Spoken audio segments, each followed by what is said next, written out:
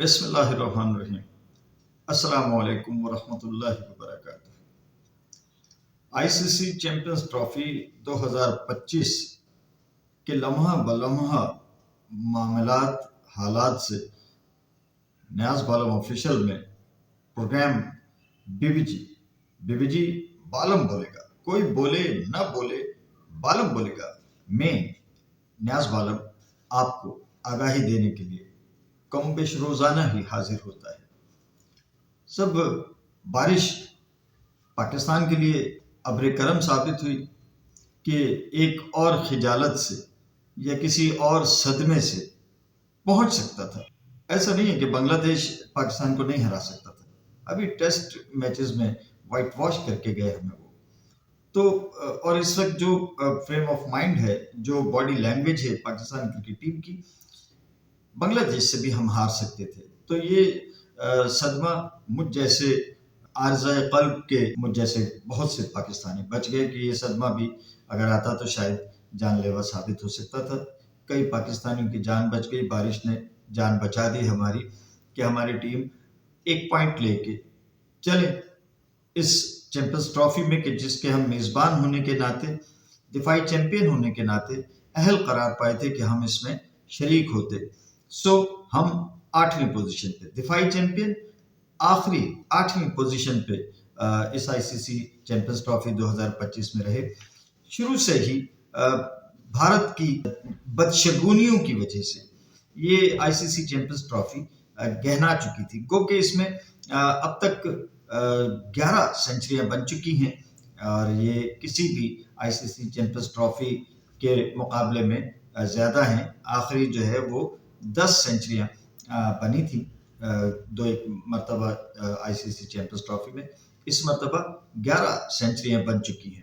لیکن میں بات کر رہا تھا بارش کی کہ پہلے پاکستان اور بنگلہ دیش کا میچ پنڈی میں وائٹ واش ہو گیا، پھر اس کے بعد میں انتہائی اہم میچ آج افغانستان کی زندگی اور موت کا معاملہ تھا آئی سی سی چیمپئنز ٹرافی میں۔ انہوں نے پہلے بیٹنگ کرتے ہوئے رنز بھی ٹھیک کر دیے تھے، 273 رنز انہوں نے کر دیے تھے، جس میں صدیق اللہ کے 85 رنز اور عظمت عمر زئی ان کے آل راؤنڈر، ایک بہترین آل راؤنڈر کے طور پہ اس آئی سی سی چیمپئنز ٹرافی میں سامنے آئے ہیں۔ 5 آؤٹ بھی کیے انہوں نے انگلینڈ کے خلاف، وہاں پہ بھی نصف سینچری کی تھی، اور آسٹریلیا کے خلاف بھی 67 رنز کی ایک معیاری بیٹنگ کر کے گئے عظمت اللہ عمر سے۔ آسٹریلیا نے 12.5 اوورز میں 109 رنز انہوں نے بنا لیے تھے 1 وکٹ پر، اور وہی ٹریوس ہیڈ کھڑے ہو گئے تھے، 50 کر چکے تھے اپنے، یعنی نصف سینچری وہ کر چکے تھے، اور ان کے ساتھ کپتان اسٹیو اسمتھ، اور یہ دونوں خرامہ جیت کی طرف بڑھ رہے تھے۔ لیکن 12.1 اوور میں 109 رنز ٹھیک تھے، لیکن یہ کرکٹ ہے۔ اور پھر جو میں نے پہلے عرض کیا آپ کو لاسٹ اپنے ولاگ میں کہ بھارت کے بعد میں اگر کوئی اسپن اٹیک کسی ٹیم کا مؤثر اور جاندار نظر آتا ہے تو وہ افغانستان ہی ہے۔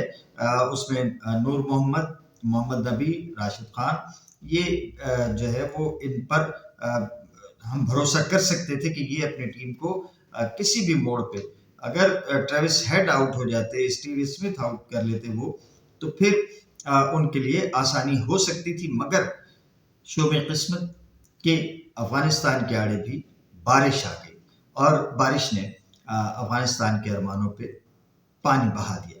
افغانستان کی ٹیم ابھی بھی باہر تو نہیں ہوئی ہے، لیکن مسئلہ اور مرحلہ مشکل ہے۔ اگر انگلینڈ ساؤتھ افریقہ کو اگر 200 رن سے شکست دیتا ہے تبھی افغانستان جو ہے وہ سیمی فائنل میں آتا ہے، ورنہ جس طرح سے ساؤتھ افریقہ کی ٹیم اس آئی سی سی چیمپئنز ٹرافی میں کھیل رہی ہے، انہوں نے آسٹریلیا کے ساتھ ان کا میچ دونوں کو 1-1 پوائنٹ ملا تھا، اور افغانستان کو وہ ابتدائی میچ میں شکست دے چکے ہیں۔ تو اس طرح ان کے 3 پوائنٹس ہیں، آسٹریلیا کے بھی 3 میچوں کے بعد آسٹریلیا کے 4 پوائنٹس ہیں، 3 میچوں کے بعد 1 میچ انہوں نے جیتا، ایک ان کا میچ جو آج افغانستان کے ساتھ ہوا اس میں بھی 1 پوائنٹ ہوا ان کا، اور ایک میچ ان کا جو ساؤتھ افریقہ کے ساتھ ہوا اس میں بھی ان کا 1 پوائنٹ تھا۔ تو اور انہوں نے جو انگلینڈ کے ساتھ ان کا میچ ہوا تھا اور جس میں انگلینڈ نے ریکارڈ 351 رنز کیے تھے، مگر آسٹریلیا نے اسے چیز کر کے ریکارڈ پر یعنی نہلے پہ دہلا مارا تھا. تو اس طرح سے ان کے 4 پوائنٹس ہیں، آسٹریلیا کے 4 پوائنٹس ہیں، وہ سیمی فائنل میں پہنچ گیا. نیوزی لینڈ کے 4 پوائنٹس ہیں، وہ سیمی فائنل میں ہے، اور انڈیا 4 پوائنٹس کے ساتھ سیمی فائنل میں ہے.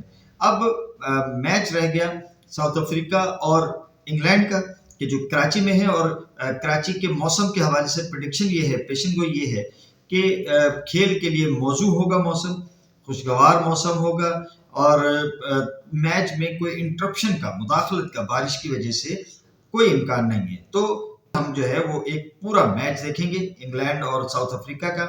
اس میں جو ریشو ہے، وہ جو تناسب آ رہا ہے، وہ 53% جو ہے وہ ساؤتھ افریقہ کے حق میں اس کے جو ہے وہ پیشن گوئی ہے کہ میچ میں ساؤتھ افریقہ کی جیت کے 53% امکانات ہیں، اور انگلینڈ کے 47%.